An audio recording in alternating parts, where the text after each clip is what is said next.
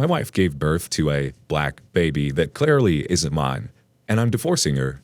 But I'm worried about the relationship between my two kids and their new half-sister. We're both white, so she was forced to admit that the child was the result of a one-night stand last year. I've started divorce proceedings, although we're still living together for now. Between our two boys, ages 2 and 4, I've had paternity tests for them, and they came back positive. Her infant daughter, and her having lost her job due to COVID, living together as amicably as possible until the divorce is settled is an unfortunate necessity. Naturally, I have no ill will towards the baby, and I've been disgusted by some of the comments I've heard from family members, friends, co-workers, and others, all who seem to be fixated on the racial angle of this. As if the most salient part of this isn't that my wife cheated, but that she cheated with a black man and that the baby is black. What really worries me is that my two sons might pick up on these narratives. They're too young to really understand what's happening now, but I'm worried that as they grow to understand the situation, that they might resent their half-sister for breaking up their parents' marriage. And worse, that their resentment might express itself in a racist fashion under the influence of the aforementioned racist narratives. Any thoughts on how I should try to influence my sons away from that perspective?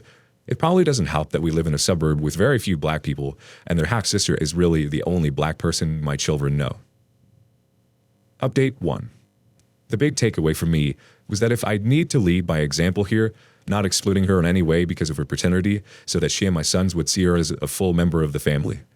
Also, that I need to be more active in confronting the bigoted and ignorant nonsense I've been hearing, and teach my sons to do the same to protect their sister. I've spoken to some of those responsible since and made clear my feelings on this, and that she is to be treated as a member of the family. And that if I ever find out that they've said things like that to my sons or their sister, that they won't be allowed around us anymore. I've spoken to my wife about this, and we're more or less on the same page. She'd been begging me to forgive her and not go through the divorce, but that's not going to happen. Even if I didn't consider the cheating unforgivable, I just don't feel any love for her anymore, other than a platonic affection for her as the mother of my children. My sons are handling this as well as can be expected. The 4-year-old doesn't fully understand, but is upset by the change in the household. Thankfully, he's easily distracted. The 2-year-old is thankfully too young to comprehend what's going on, but has definitely picked up on how withdrawn his mother has become. They're both fascinated with their new little sister, so there's that silver lining. My wife, on the other hand, isn't in good shape at all. She was depressed even before the birth, and now with everything, our divorce, her infidelity being revealed, and the backlash from family and friends, postpartum depression, and the exhaustion from raising an infant, she's barely functional. She's seeing a therapist, and I've been pressuring some of her family and friends to be supportive of her because even if they think she deserves it, her current state is making it harder for me and our children. It's become very obvious to me that even after the divorce is finalized, we're going to have to live together for a while longer. She's in no shape to be taking care of 3 kids without someone else around to support her, and I'm not willing to deprive her of her sons by seeking sole custody. It's also too difficult financially since she's lost her job because of COVID. As for the baby girl, she's healthy and fairly easy by baby standards. Since I've been helping care for her, I bonded with her, and I've discussed the possibility of adopting her with my wife. She can't contact the father, as the only thing she knows about him is his first name. And given our co-parenting situation, it feels like adopting her as my daughter would be the best outcome for all involved. However, there's been a wrench thrown in that plan. It was brought to my attention that there may be a way of finding the baby's father, namely by having her DNA tested by Ancestry DNA. If the father or one of his relatives has also taken the test, we may be able to find them through their DNA match database. If I'm being completely honest, I'm not happy about this. I've already started to think of the baby girl as my daughter, and having him in our lives would massively complicate the family dynamic. Plus, we live in Seattle, and she met him in Philadelphia, so God knows how that'd even make it work if he wanted to be the kid's father. However, I recognize that this is a selfish reaction. If we have a chance of finding her biological father, we owe it to her to do so, if only so that she has access to a paternal medical history and so that she can have a relationship with him if and when she chooses to do so. I've read a few accounts by children raised by non-biological parents, and a common thread is their desire to meet their lost biological parent. So that's that. We've ordered an Ancestry DNA kit for her, and I guess we'll decide our next steps once we get the results back in a couple of months. I'm glad to see the pieces are falling into place for EOP and ending up as well as they can in these horrible situations. Stay strong and live your best life, and be the best version of yourself you can be.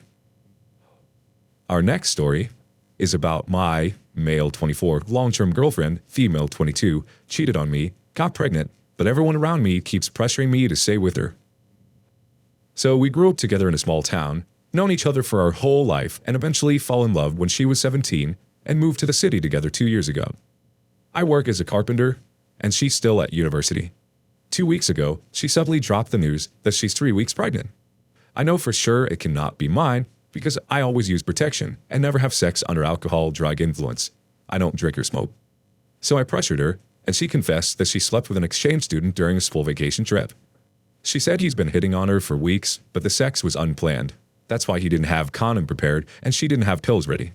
And it's only a one-time thing, and she has no feeling for the guy anymore. I was totally shocked, but after a day, I decided that I can't stand this relationship anymore. First, I am not ready to raise a child that is not my own. Second, I don't know if I'm able to forgive her for betraying me, at least not at the moment. So I break it off, ask my boss if I can stay at the worker rooms for temporary workers at the warehouse and let my girlfriend stay at our place till she finds a house. I pay full rent because only I work. So eventually, our families and our mutual friends got the news, and now they are all pressuring me to get back with my girlfriend, except for my sister who supports me. They say it's wrong to abandon her at a time like this, especially my dad, who I had a fight with every 2 days because of this. He said he knows she's a good girl, just a young person's mistake, that I should stay with her and give the child for adoption. And my friends keep messaging me, convincing me to take her back. One of them even accuses me because I'm the reason she moved to the city, so it's my responsibility. Now, I am heartbroken, lonely, and shattered. Feel like the whole world doesn't give me a single about how I feel. I just want to move to a new city and start everything from zero, but don't have the courage. Maybe some advice from you guys would ease the stress. Opie, your friends are being ridiculous. Listen to me. It doesn't matter if it was a one-time thing. This girl cheated on you and then was hoping you wouldn't realize that you couldn't have got her pregnant. She was going to pretend like you were the father. She cheated and lied and was going to let you raise a child that isn't yours without you knowing. She only told you 'cause you pushed. Kick her out of your apartment and tell her to go live with her baby daddy. You owe her nothing, and now she clearly isn't a nice person. And our final story of today's episode. My wife of 7 years cheated on me, and now everyone in my circle, friends, her parents, and my parents are suggesting me to take her back. I met my wife 10 years ago. We both were in college, dated for 3 years, and married for 7. She's a beautiful and amazing person, and everyone in my family loves her. 4 months ago, I found out my wife was having an affair with a mutual friend of ours. It was a 1.5-month affair. She was acting very shady at the time. She would ignore my messages, turn me down every time I tried to initiate sex. I thought something was wrong. I did snooping but found nothing. Eventually, I hired a private investigator, and within 1 week, I had proof. She was having an affair with our mutual friend. I immediately confronted her. She confessed having an affair. Immediately, she started crying, begging, basically all the classic cheater moves when they are caught. I asked her for all the details, with a detailed timeline. At night, she gave me everything. Basically, she was using another phone for having an affair. She told me she had sex with him only 4 times, and the rest of the time they were just hanging out and having fun. 3 days later, more crying and talking crap about herself, she told me that she deleted all contacts with him and would do whatever it takes to make our marriage work. She suggested marriage counseling. I denied. I told her to leave me alone. I was hurt, betrayed, humiliated. She moved out to her parents. She started texting me every hour how much she loves me and how she regrets this and will do anything to save our marriage. After completely ignoring her for 2 days, I texted her that we were getting a divorce. She freaked out and started having an emotional breakdown. My phone started blowing up with her parents, sister, friends, telling me not to end the marriage and at least give her a chance.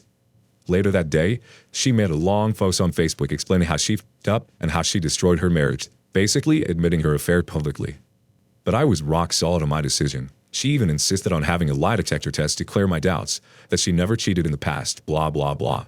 I asked her for some time alone to process all this. We have been living separately since. This was all 4 months ago. Last week, I asked her for a divorce and she started crying, begging for another chance.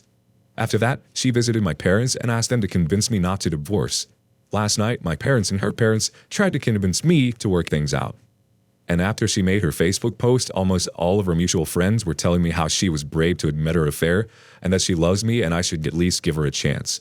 I'm on the edge of having a breakdown. She is truly remorseful and regrets this. I can assure you this. I do love her and her cheating on me hurts the most. I don't know what to do. For anyone who is reconciled, how are things going? Update 1. We don't have kids. We were planning to have kids after this pandemic was over. We both own a business and we work together. I hadn't talked to her in almost 3 months, only business-related stuff. I decided, talked to my parents, I called them and told them that I was going for a divorce. An hour later, she called me crying not to end it, and told me at least meet her in person. Since the divorce day, I haven't seen her or talked about the affair. And every time we talked, I ignored the talk about the affair. She told me she'll explain everything, at least hear her side of the story, and after hearing it, whatever decision I'll take, she'll respect that. Since I don't know what was going on and don't have much information about the affair, it will be like closure for me. So I decided to meet her on Sunday. That's it. Nothing dramatic. Update 2. As decided, we both met on Sunday. She was quite miserable. I haven't seen her in a while. We talked about our relationship. I asked her to take down her Facebook post, which she did. I asked her about the affair, why she cheated on me. She told me that she was dumb and selfish at the time. She didn't blame me for any affair. She told me that they were casually talking and he started talking about his affairs. She showed me text messages of them both, where he was bragging about his fun life outside of marriage. She told me she was curious and one thing led to another. There were several texts where he was guiding my wife how to hide the affair. He suggested she buy another phone and always keep it in the car. I took screenshots of everything. She then asked for her forgiveness. I forgave her, but I couldn't get past this. Divorce was my default option from the beginning. She begged to try marriage counseling. She also told me that she will never date anyone else ever again. If she does, it would be me. I don't really care. We'll still work together, as this is our both dream project. As for our mutual friend, last I heard was his wife and he decided to reconcile, as kids were involved.